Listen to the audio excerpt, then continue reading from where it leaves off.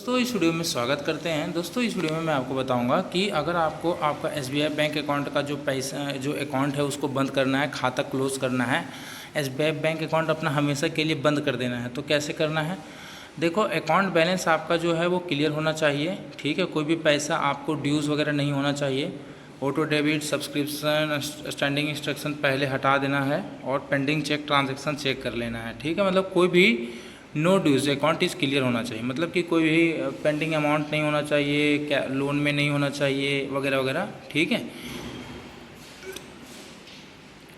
आपको अपने जिस ब्रांच में आपका अकाउंट है वहाँ अकाउंट क्लोज़र रिक्वेस्ट देना पड़ेगा। अकाउंट क्लोज़र रिक्वेस्ट में रीज़न फॉर क्लोज़र देना होता है। आपको अपना SBI बैंक अकाउंट का जो ब्रांच है वहाँ पे आपको सबसे पहले जाना है। आपको कैरी रिक्वायर्ड डॉक्यूमेंट, आपको आपका पासबुक, ATM कार्ड अगर होगा तो, या चेकबुक होगा तो, और अपने KYC डॉक्यूमेंट, आधार कार्ड, पैन कार्ड वगैरह लेके जाएं। और वहाँ पे आपको अकाउंट क्लोज़र रिक्वेस्ट का एप्लीकेशन फॉर्म मिल जाएगा। कुछ इस तरह से आपका वो फॉर्म रहेगा, ठीक है। To the branch manager, account holder name, account number, branch number, आप ये खाता क्यों बंद करना चाहते हो, और जो इसमें पैसे बचे हैं, ठीक है, वो आप किस माध्यम से लेना चाहते हो कैश के माध्यम से, तो कैश के बटन, कैश वाले ऑप्शन पे क्लिक कर देना है। फिर यहाँ पे सिग्नेचर कर देना है, जिस दिन का डेट आपने डाला है उस दिन का डेट यहाँ पे फिलअप कर देना है, जिस दिन आप ये फॉर्म भर रहे हो।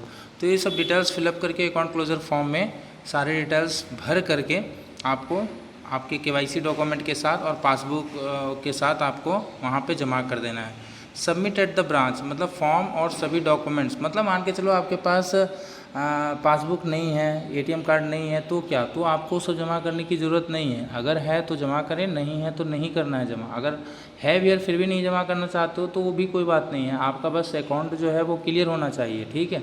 तो आपका अकाउंट क्लोज हो जाता है। फॉर्म और सभी डॉक्यूमेंट ब्रांच में सबमिट करें। बैंक आपके डिटेल्स और सिग्नेचर वेरीफाई करेगा और अकाउंट स्टेटस चेक करेगा।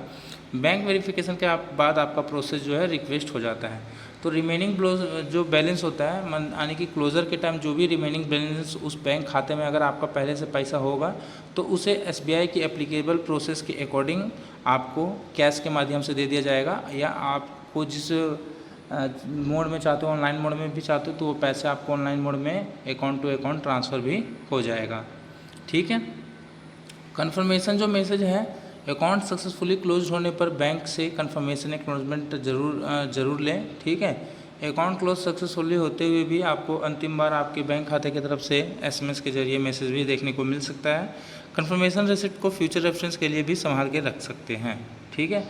जॉइंट अगर अकाउंट है तो जॉइंट अकाउंट स्पेशली नोट, अगर आपका जॉइंट अकाउंट है तो सभी रिक्वायर्ड जॉइंट अकाउंट होल्डर की रिक्वेस्ट और सिग्नेचर ज़रूरी होंगे, मतलब दोनों तीनों व्यक्तियों के लिए जिनके अकाउंट जॉइंट है उन सभी के सिग्नेचर और उन सभी के डॉक्यूमेंट्स वगैरह लगेंगे, ठीक है।